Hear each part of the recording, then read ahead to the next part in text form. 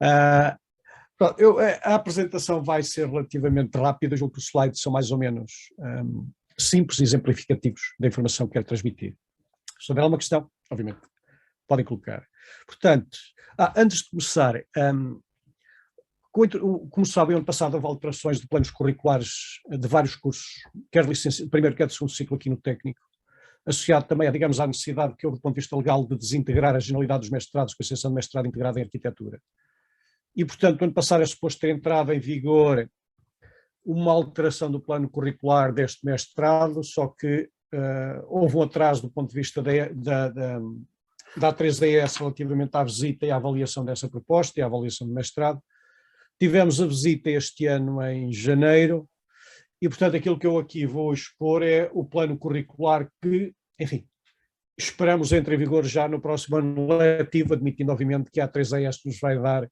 parecer positivo na sequência da visita do início do ano, tal como referi. Portanto, em relação ao mestrado, o mestrado é um mestrado de interface, ou seja, o que é que isso significa? É um mestrado que, tal como o nome indica, basicamente,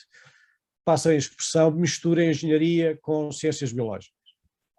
E aqui a engenharia no conceito de vários níveis, e portanto uma das marcas de facto é a presença da engenharia à nanoscala, o que significa que muita da formação, uma percentagem significativa da formação é virada precisamente para a micro e nanofabricação e o desenvolvimento de dispositivos, sensores, atuadores, etc., a essa escala. Portanto, aqui basicamente mostra, digamos que as competências que os alunos adquirem são relativamente abrangentes, portanto, que vão desde a biotecnologia, informática, eletrónica, desenvolvimento de novos materiais. É evidente que, dada a abrangência da formação e do nível de competências que nós pretendemos transmitir aos alunos, é evidente que a formação, ou seja, do ponto de vista dos conteúdos e dos planos curriculares, é também relativamente lata. E, portanto, eu aqui tenho mais ou menos agrupado as áreas formativas do plano curricular. Inicialmente há aqui uma base complementar. O que é isto? Isto aqui basicamente é uma primeira cadeira opcional que é colocada logo no primeiro semestre, cujo objetivo é dar ou compensar, digamos, o facto de a formação dos alunos que entram neste mestrado poder não ser tão abrangente quanto o envolvimento que o mestrado vai exigir. E, portanto, em termos práticos, basicamente, temos aqui uma cadeira de introdução às ciências biológicas para alunos que vêm de engenharia, onde, digamos, a formação nesta área é relativamente limitada ou basicamente ausente, depende dos cursos, engenharia mecânica, etc. Conceitos básicos de programação, e, portanto, este aqui é um novo enfoque do mestrado, uma vez que nós pretendemos começar a introduzir aqui os conceitos de inteligência artificial, a machine learning, para o desenvolvimento de produtos, ou então uma cadeira de teoria de circuitos e fundamentos eletrónica, uma vez que no caso da componente em nanossistemas, é importante que os alunos dominem pelo menos os conceitos básicos relativamente a estes conceitos, a estes conteúdos. Depois aqui na coluna central tenho aqui as cadeiras que eu designei por nucleares, onde temos, digamos, aquelas que são as cadeiras que garantem a tal formação abrangente do mestrado. E, portanto, como vocês veem, há aqui uma cadeira de materiais nanoestruturados, que depois é complementada e associada a técnicas de micro e nanofabricação, engenharia biomolecular. Temos aqui esta aprendizagem automática em bioengenharia, que, tal como disse, pretende ser a introdução e a formação nas áreas de inteligência artificial, a machine learning. E depois temos, por exemplo, instrumentação e aquisição de sinais, que é importante do ponto de vista do desenvolvimento de nanossistemas, quer para o desenvolvimento de sensores, quer também para o desenvolvimento de outros dispositivos, podem imaginar dispositivos biomédicos, e temos uma componente no desenvolvimento de materiais para biomedicina, portanto, em biomateriais. Este é o bloco que nós consideramos que é o bloco central de formação, e depois, obviamente, aquilo que nós permitimos é que os alunos, digamos, em função daqueles que são os objetivos de formação ou aquelas que são a sua vontade específica, há depois aqui cadeiras opcionais, nomeadamente 24 STS, que são para cadeiras que são completamente livres. Portanto, qualquer aluno pode escolher cadeiras dentro do espectro das unidades curriculares oferecidas no técnico, que complementem, digamos, este núcleo de formação e lhes permite obter competências mais específicas numa determinada área à escolha. Okay? Há um projeto integrador de 12 ECTS. Este projeto pretende ser um pouco, funcionar como introdução à dissertação, mas não só, uma vez que um aluno pode desenvolver um projeto que pretende seja de natureza multidisciplinar, portanto que envolva mais do que um orientador, mais do que uma área científica, e depois poderá desenvolver a dissertação numa dessas áreas ou não. Portanto, não é obrigatório que este projeto constitua nitidamente a fase inicial do desenvolvimento da dissertação, pretende apenas abranger o leque do ponto de vista das áreas em que é possível desenvolver a dissertação, não sendo, obviamente, não constituindo isso uma limitação, uma vez que não pode escolher depois a dissertação noutro contexto. Este slide aqui mostra apenas a distribuição e o peso das diferentes componentes em termos de ECTS, e aquilo que eu gostaria de assinalar, portanto, é o peso que nós consideramos significativo das tais opções livres em 24 ECTS, que é para adequar o plano de formação àquilo que são as áreas que cada aluno acha ou gostaria de desenvolver. A dissertação, tal como em todos os cursos de mestrado, tem 30 ECTS. A dissertação é tipicamente desenvolvida em... Deixa eu ver se está aqui neste... Não. A dissertação é tipicamente desenvolvida em vários ambientes. Há alunos que desenvolvem a dissertação no contexto dos grupos de investigação que estão aqui, ou no técnico, ou nas unidades de investigação associadas ao técnico. Há alunos que desenvolvem a dissertação em empresas, em alguns casos até em algumas startups, e depois há alunos que saem para o estrangeiro para desenvolver a dissertação noutros laboratórios de investigação ou também em empresas. Portanto, aqui, regra já, há uma enorme variedade do ambiente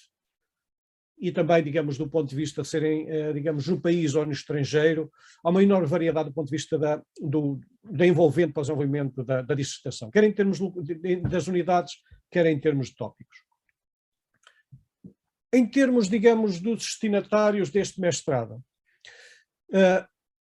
essencialmente, tratando-se de um mestrado em bioengenharia, é importante que os alunos tenham uma boa formação em matemática, física e química. Okay? Portanto, por isso é que eu assinalei aqui a verde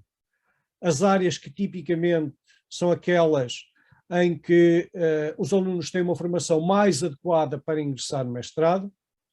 É evidente que neste caso, alunos que vêm da parte mais de ciências biológicas e farmacêutica, eles podem também, e são admitidos tipicamente no mestrado, têm, no entanto, que ter a noção de que se não tiverem boas bases nestas três áreas que eu referi, matemática, física e química, o progresso há de ser mais difícil. Portanto, nós temos casos de sucesso com alunos de formação nestas áreas, mas de qualquer maneira, quer dizer, eu também não gosto que as pessoas venham, passem a expressão ao engano, e portanto tenham que ter noção que uma boa base de matemática, física e química é essencial para que o progresso e a evolução no mestrado tenha sucesso. Em termos de língua, nos últimos anos, tal como é comum nos mestrados do técnico, a generalidade das unidades curriculares são lecionadas em inglês, uma vez que temos imensos alunos que vêm do estrangeiro e, portanto, não dominam o português e, portanto, essa é uma regra que seguimos, uma vez que é uma regra instituída pela direção do técnico. Fruto da combinação daquela formação mais nuclear e do conjunto, depois podem ser,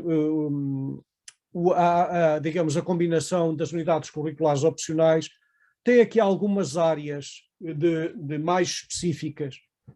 em que a formação é forte. Engenharia biomolecular, aprendizagem automática, portanto, é uma área nova que nós pretendemos introduzir aqui neste contexto, nanotecnologias, biomateriais, controle de sistemas, portanto, aqui ligado para dispositivos biomédicos. Do ponto de vista da diferenciação deste mestrado face à oferta, por exemplo, dos mestrados em biotecnologia ou engenharia biomédica, também do departamento de bioengenharia,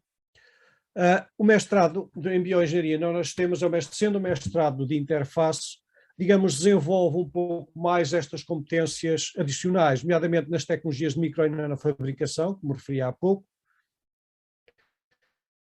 um desenvolvimento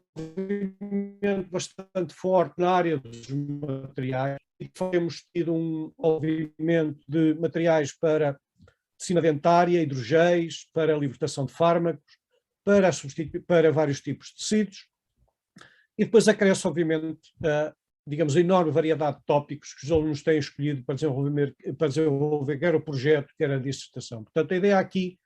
é nós damos uma enorme margem de manobra para que os alunos façam, digamos, a combinação de cadeiras de formação que achem mais adequada e aquela que é mais apelativa para eles.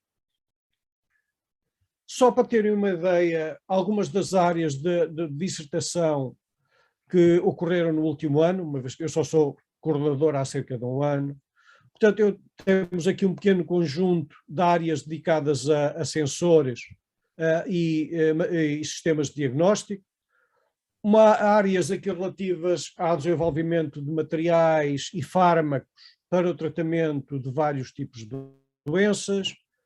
associada, digamos, a desenvolvimento de materiais de libertação controlada, desenvolvimento de biomateriais para várias aplicações,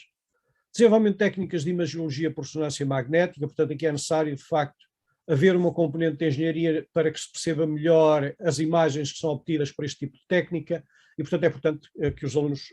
ou seja, a formação que os alunos adquirem no mestrado ajuda bastante para abordar este tipo de tópicos. Técnicas para fabrico de circuitos integrados e depois, por exemplo, houve também trabalhos na área de diodos emissores de luz,